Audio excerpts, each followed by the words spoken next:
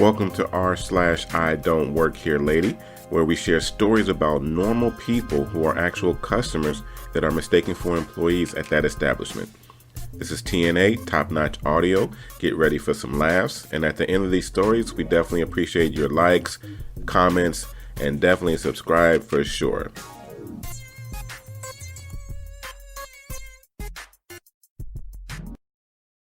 And this story is posted by u/toy moose. Karens think no one wears the dinner's uniform at night.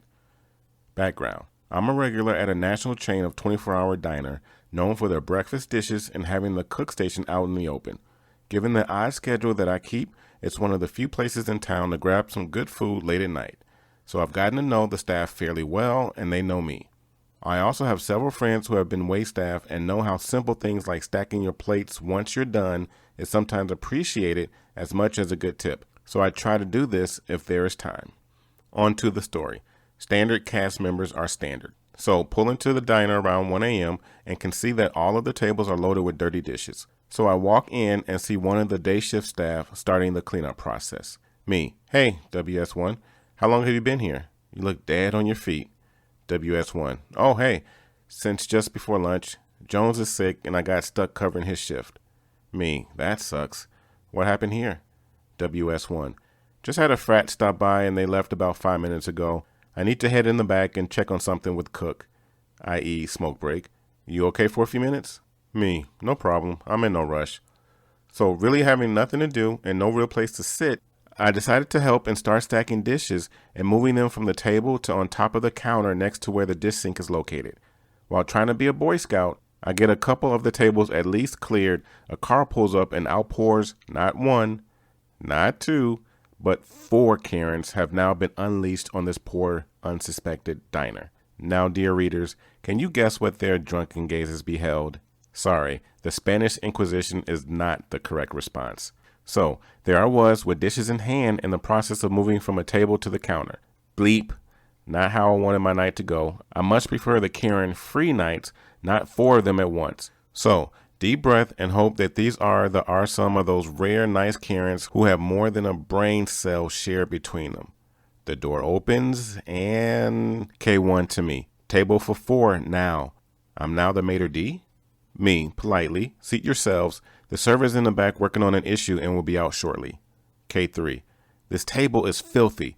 Get over here and finish cleaning it." Add bus by to list. K2 stumbles out from the restroom area. "There is no toilet paper in the bathroom. Go get some." Adds janitor.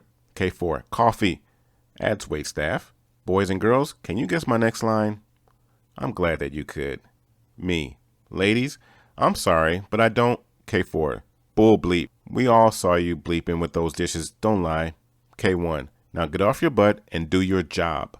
Me: "I was trying to be helpful and give the waitstaff a hand. She has been running almost non-stop for over 12 hours. And what about me says I work here? Do you see a uniform or a name badge on me?" K3: "Everyone knows you guys never wear your uniform at night, so get to work and make us some food. Hey, I'm now a cook." At this point, WS1 comes in and has a slight smile on her face from the dishes clumped together on the counter. And then her eyes glance over and sees the Karens and her face just drops. WS1 to me: "I forgot to grab your drink. Sorry about that. Long shift." Me: "No problem, but it's going to be longer still. Just deal with them and I'll order after them. It's not worth the headache right now." So WS1 grabs a dish rag and walks over to their table and apologizes for their wait and asks what they would like to drink while wiping down the table. The Karens then began their litany of how dare she serve her coworker first and that I was lazy and not doing my job, going to complain to the manager, etc., etc. Now, during their tirade, who should come in? Not the shift manager, nor the store manager or city manager, but the district manager. He lives about 10 minutes down the road, so he pops in frequently. Me: "Yo, boss man, how's it going tonight?" DM: "Hey, about the same as usual." K1 shouting: "Are you the manager here?" DM: "Yes, I do manage." K1: "You need to fire that lazy employee there," pointing at me. "He was rude and was saying mean things at us, and he's out of uniform." DM looks at me. I look back and take a deep breath. Me: "They just got done from being slammed. WS1 is pulling a double, so I decided to help her out by busting the dishes to the counter." While I was doing that, they came in and assumed I worked here, and this has been the most reasonable I've seen them so far. Yes, I managed to get my full explanation spoken without interruptions. DM to K1. Ma'am, he does not work here. He's a reg. Who do you think Jesus would approve of? Someone helping those in need, or a Jezebel who goes out drinking and making an arse of themselves? Also, it is company policy for everyone from waitstaff to senior managers to be in uniform when we are working. So please finish your order, eat, and be on your way, and do not harass the other patrons. The Karen table is dead silence and staring at each other. They order and finish up their food before slinking out the door and drive off. DM to me. I go to the same church as K1, K2, and K4. They always act like Bertha better than you, so it was nice to take that K1 down a peg. WS1. I can't believe it. They didn't even bother to leave a tip. All those surprised, please raise your hands. Thanks for letting me ramble, and remember to be nice to your servers. And this story is posted by u/throwaway998335. We are permanently closed. 2 years ago, I closed my repair business in a hurry. I had some family emergencies, and it pulled me away from my business long enough that with refunds and being closed, I could not financially reopen. I was in danger of being evicted from both the retail space I was in and my house. Those that know me know I am a brilliant tech. One of my closest friends had his own business servicing arcades, movie theaters, stuff like that. He makes me an offer I couldn't refuse. I would make 3 times what my monthly income was what I averaged at my shop. Plus, he was going to pay me a large sum up front to make sure all my rent was paid up and I would not lose anything. Needless to say, I made an agreement with my landlord, put a permanently closed sign on the door, and took the offer. Originally, I intended this to be temporary, so the shop has ended up sitting closed for 2 years. COVID hits and buses are slowing down. I finally get time to start selling off and packing up my shop. I'm in the storage room and I hear banging. I go outside and there's a couple standing there. The woman starts yelling as soon as she sees me. Lady, finally someone is actually here. I point to the sign. Lady, I have been here every week for 2 months. Why are you always closed? I point to the sign. Lady, stop playing games and speak to me. I point to the sign and start to walk away.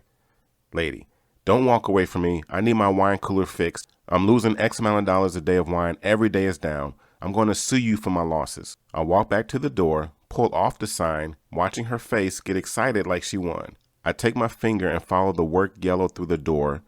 We are permanently closed. I out the sign back up and yell, who are you going to sue? This business has been closed for 2 years. It had no license, no employees. I'm just here to empty the suite. Maybe you could read if you drank less wine. The husband, who had been standing behind her the entire time, quit, almost burst out laughing. You know she has probably dragged him in there every week with her and had to argue with her about us being permanently closed every time. I was actually told later every other shop that worked on wine coolers in my area have either closed or quiet serving them because they have such a high failure rate nobody wants to deal with then. And this story is posted by u/Una1881. I just wanted to buy a curtain. To show you how long ago this was, I was at a Linens and Things. I was 25, but one of those who looked 16 at 25. But anyway, I had accidentally bought 2 different curtain panels and was returning one for the correct one, but they were out. I was at the register making the return when the girl found the one I was looking for in the computer system and told me to wait a sec while she went to find it. She was the only register open, but I was alone in line, so it was okay. Up walks this middle-aged white woman who stands in line behind me while I wait at the register.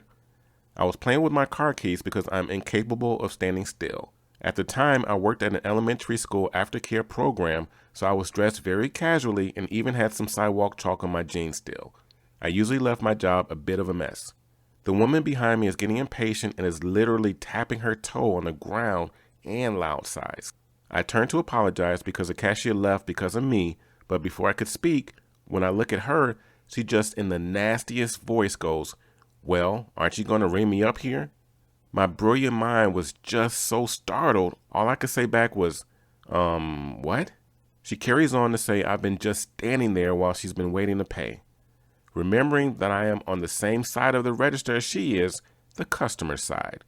I tell her that I don't work there and she starts to argue with me. like rolling her eyes. Oh yeah? So what are those? She points at my car keys. Guys, in this moment, I was just so confused. A small blonde woman with chalk everywhere and a messy ponytail. I reply, they are my keys. At this point, the cashier comes back and the woman just makes more noises of exasperation and heavy sighs, as though me and the girl at the register, who was also young about my age, were plotting against her. I exchanged my stupid curtain and left while giving the lady a weird look. She was already glaring at the cashier though, so I wouldn't be surprised if she was a butch to her after I left. People are weird. Those were 3 great stories. To hear the best stories of the week, click on the video in the top left-hand corner.